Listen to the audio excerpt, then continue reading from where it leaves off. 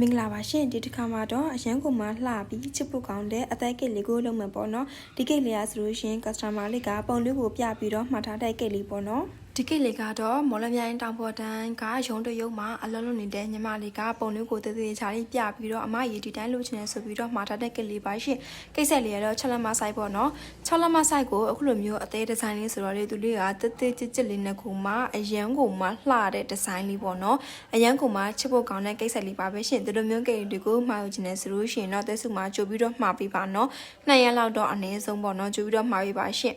ကိတ်လေးကတော့လေအခုလိုမျိုးပေါ့နော်တနေရာချင်းကိုပန်းပွင့်လေးတွေတပွင့်ချင်းတလွှာချင်းကိုမှတည်တည်ချာလေးလှုပ်ထားပေးတယ်ပေါ့နော်အယောင်အဖြစ်လဲအယောင်ကိုမှနုဖတ်ပြီးတော့လှတဲ့အယောင်လေးပါပဲရှင်ဒီ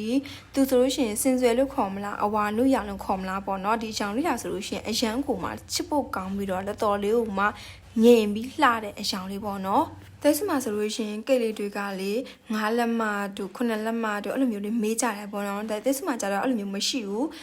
ရနိုင်တဲ့ကိစ္စတွေကကြတော့4လက်မ6လက်မ8လက်မ10လက်မ12လက်မ14လက်မအဲ့လိုမျိုးလက်မတွေနဲ့ရတယ်ပေါ့နော်မှာယူအားပေးကြတဲ့ customer တဦးချင်းစီတိုင်းကျေးဇူးများတင်ပါတယ်ရှင်ပြီးရင်တော့ကရဲ့အလဲမှာဆိုလို့ရှိရင်အသေးပုံနေရာလေးမှာအခုလိုမျိုးပေါ့နော်အမှုတ်လေးတွေကိုလိုက်ပြီးတော့ဖြူလိုက်မယ်ဆိုလို့ရှိရင်အရင်ကမှလှပြီးတော့ချစ်ဖို့ကောင်းတဲ့ဒီဇိုင်းလေးကိုရရှိပါပြီရှင်သူလေးရဆိုလို့ရှိရင်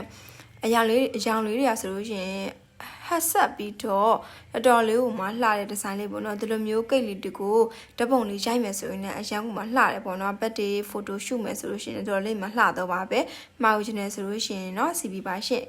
တဲ့ဆွဲ CB မှာကိစ္စလေးတွေကိုအသေးစိတ်မေးမြန်းစုံစမ်းလို့ရပါတယ်เนาะဒီဗီဒီယိုကိုကြည့်ရှုပေးတဲ့သူတွေအကောင်လုံးကိုကျေးဇူးများတင်ပါတယ်ရှင့်ဗီဒီယိုထဲမှာလိုအပ်ချက်များရှိခဲ့ရင်လည်း comment လေးမှာစာလေးတွေချိန်ခဲ့ပြပါအောင်ရှင်အားလုံးမြတ်တာပါနောက်မှပြန်တွေ့ပါမယ်เนาะ